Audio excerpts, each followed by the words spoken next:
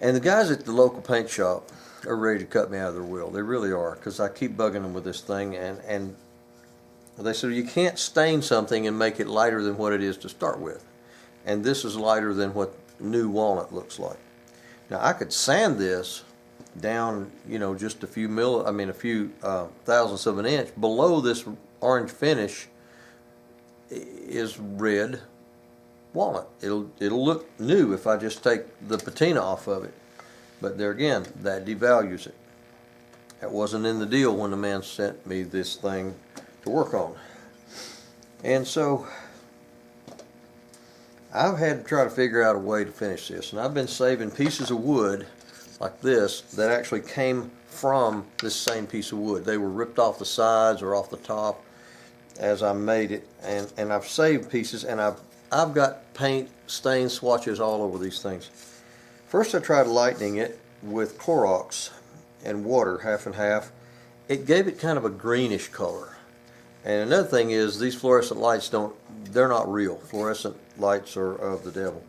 And so you can't match anything in fluorescent lights. And all your paint stores have fluorescent lights in the back where they mix stuff. So I have to do whatever I'm going to do and then take it out in the sunshine, which is more of a true light. So incandescent light is yellow. These LEDs and stuff, I don't know what they are. Fluorescent light is white.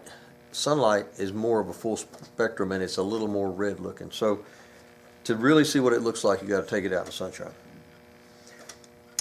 Well, the Clorox turned it a greenish color, especially on the second and third coat. And that's what it took to get it light enough to where I could darken it down to this color. Well, that didn't work. That wasn't an option with the Clorox. So I got about another idea. I thought, well, maybe hydrogen peroxide might do it, because they use it to lighten people's hair. I tried the medical stuff that you can buy at the drugstore. That didn't do much. And then I remembered the kind that they use in hair salons. We use it in bleaching skulls when we do European skull mounts.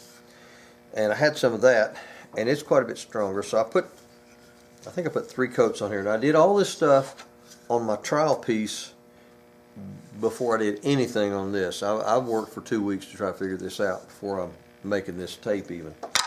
So in between coats, I would sand it with 400 sandpaper because it would raise the grain so bad.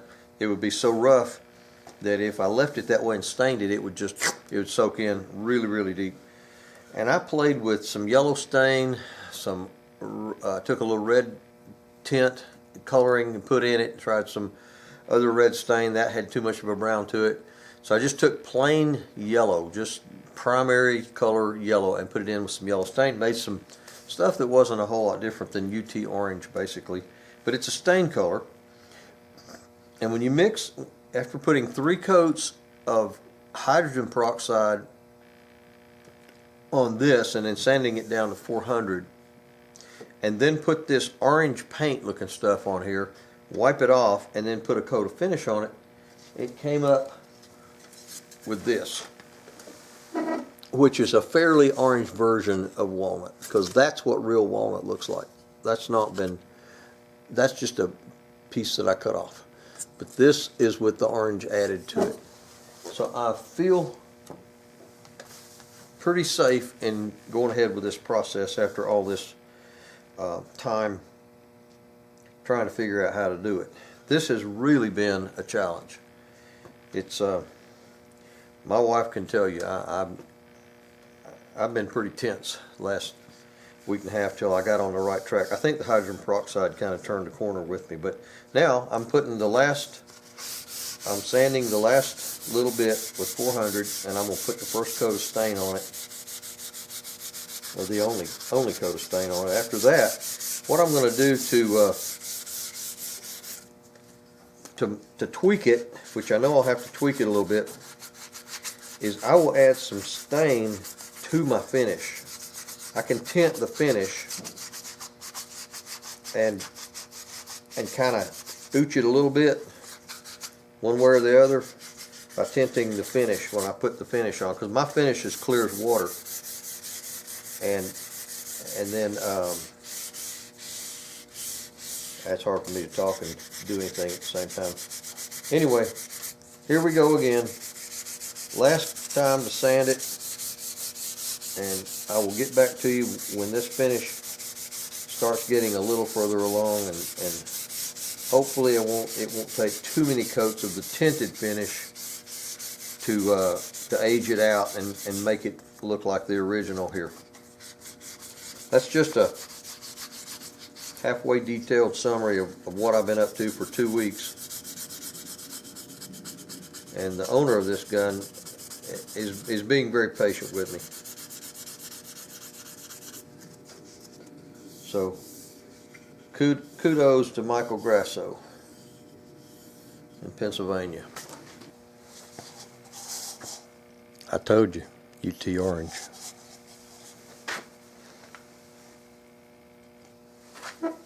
But when you put it on bleached walnut and then wipe it off, it looks like what I want it to look like.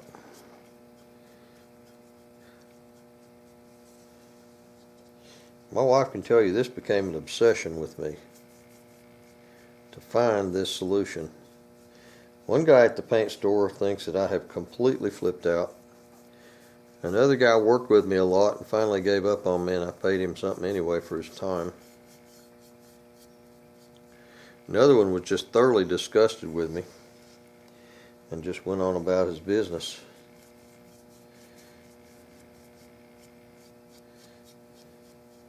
But he was convinced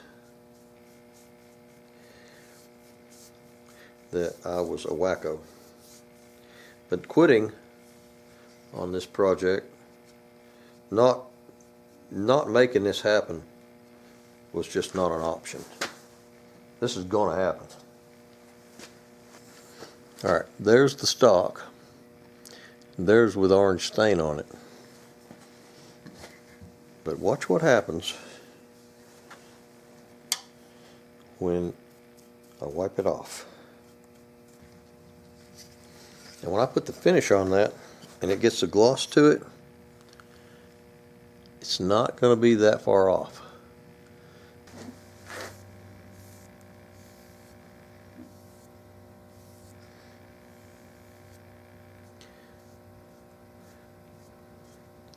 Because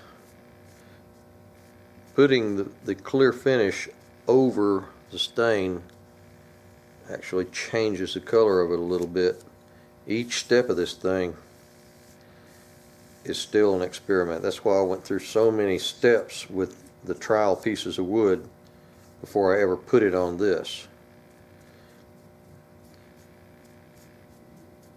I have already done this process to the trial pieces, the test pieces, about I don't know, 6 or 8 times with different colors of stain, trying to get it to match. Even with that, I'm a little apprehensive, but I think it's getting there. I believe, and I'm going to have to tint my final coats. This is the first coat of finish, but I'm going to have to tint my final coats to make it a little more orange. I can do that, but it's close. It's very close. This half of this is a little more orange than this half is a little brown. There's stripes in it, but I think I'm close enough that I can end up with it. I can make it on the final lap. This finish that I use is the best finish I know of. It's called Permalin. It's by Laurel Mountain Forge. Very expensive. It's about $40-something for that quart. And the best way I've found to keep it from going bad, I used to have a problem with losing it. It would go bad. I loaned a can of this stuff about half full to a kid making a guitar one time, and he couldn't get the lid off, so he took channel locks or vice grips or something and squished that lid and made it where it wouldn't seal right. I lost the whole rest of the can. It just went bad. It's very sensitive to oxygen. And so what I've done, I talked to the owner of the company at Laurel Mountain, and he said that you could take acetylene and just don't light it, but just blow acetylene in there. Acetylene's heavier than air, and it goes in, fills up the airspace that's in here, because this is only about half full. And then I thought, well, if it don't like oxygen, maybe it'll like carbon dioxide. So I just blow into it.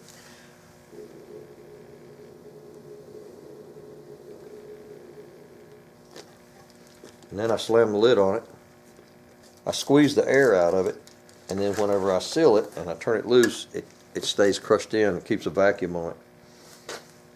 You want to be careful about doing that after you've eaten linguine or something. You know, the garlic will come back out of there when you open it back up. It's need to be careful of what you do on that one.